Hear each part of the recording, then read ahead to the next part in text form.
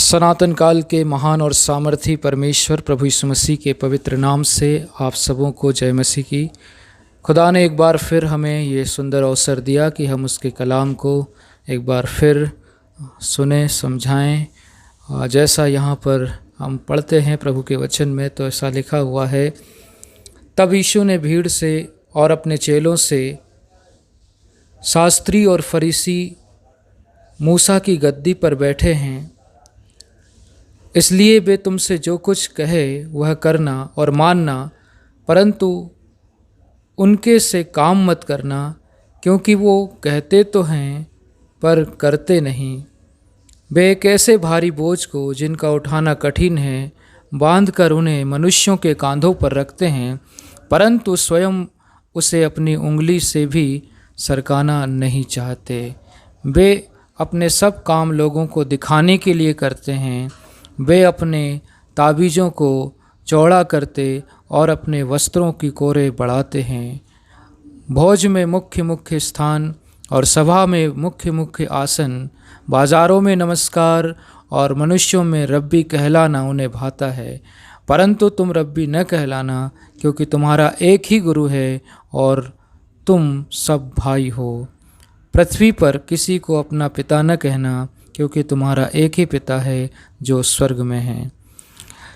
परमेश्वर के वचन में इस बात को हमने पढ़ा है कि फरीसी और सदूकी और शास्त्री जो लोग परमेश्वर के थे, इन्हें परमेश्वर के वचनों का महान ज्ञान था, बड़े अध्ययन करते थे और इन्हें लगभग मूसा की 5 किताबें एक तरह से रटी रहती थी और ये व्यवस्था के बहुत ज्ञाता थे, विद्वान थे।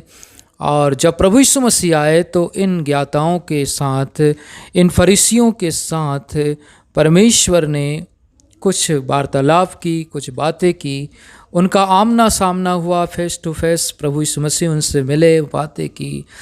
तो परमेश्वर ने लोगों की तरह उनको रिस्पांस नहीं दिया।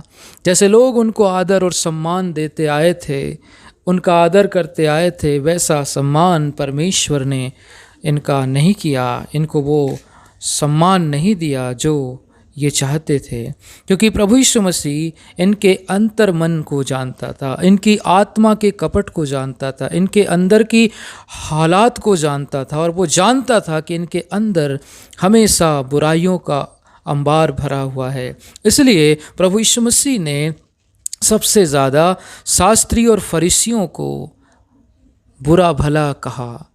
हम बाइबल में पढ़ते हैं कि प्रभु यीशु मसीह ने इनको बहुत बार कहा, हाय तुम पर, हे कपटी शास्त्री और फरीसियों तुम पर हाय, तुम मनुष्यों के लिए स्वर्ग के राज्य का द्वार बंद करते हो, न तो स्वयं ही उसमें प्रवेश करते हो और न उसमें प्रवेश करने वालों को प्रवेश करने देते हो। ये बहुत बड़ी बात परमेश्वर ने इनसे कही है, जबकि ये स्वर्ग के एक तरह से दूत हैं, ये मनुष्यों के लिए स्वर्ग के संदेश वाहक हैं, परमेश्वर की बातों को बताने वाले, परमेश्वर के राज्य को बताने वाले। लेकिन परमेश्वर क्या कहता है, हे कपटी लोगों, हे शास्त्रियों, हे फरीसियों, तुम पर हाय, तुमने स्वर्ग के राज की कुंजी ले तो ली है, लेकिन तुम उसमें प्रवेश नहीं करते। परमेश्वर इनके कपट रूपी मन को जानता था। इसलिए परमेश्वर के वचन में लिखा हुआ है कि फरीसियों तुम पर हाय। और प्रभु यीशु मसीह की ये शब्द उन्हीं के द्वारा कहे गए हैं जो उनके जीवन को दोषारोपण स्थापित करते हैं। उनके शब्द उन धार्मिक अगुओं तथा झूठे शिक्षकों की ओर लक्षित थे, जिन्होंने परमेश्वर के प्रकाशित वचन के कम से कम एक भाग को अस्वीकार करके उस स्थान पर उनके स्वयं के विचारों तथा व्याख्यानों का प्रतिफास्तित किया है।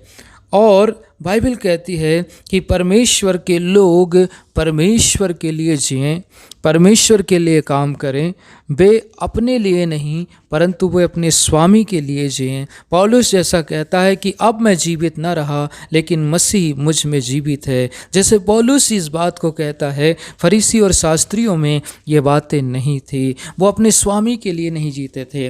वो अपने लिए जीते थे, अपने जीवन के लिए जीते थे। बाइबल कहती है ऐसों से परे रहना।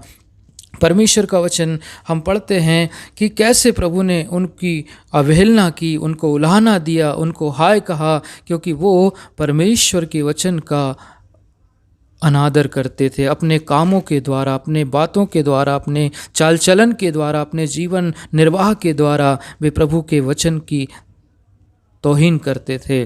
और बाइबल कहती है यीशु के आत्मा पर अगर हम ध्यान दें तो वह किसी ऐसे व्यक्ति की सहनशीलता और अनुमति बोधक तथा समझौता करने वाली आत्मा नहीं है जो लोगों की तरह बात करे, क्योंकि परमेश्वर की जो आत्मा है वो इंसान की आत्मा को अच्छे से जानती है और पहचानती है। यीशु का उसके पिता के प्रेरित वचन के प्रति प्रेम साथ और उनके विकृत किए गए नाश हो रहे हैं संसार के लोगों के प्रति परमेश्वर बताता है। निश्चित रूप से प्रभु यीशु मसीह झूठे शिक्षकों और प्रचारकों के चरित्र का वर्णन ऐसे सेवकों के समान करता है जो लोकप्रिय, महत्वपूर्ण तथा दूसरों का ध्यान आकर्षित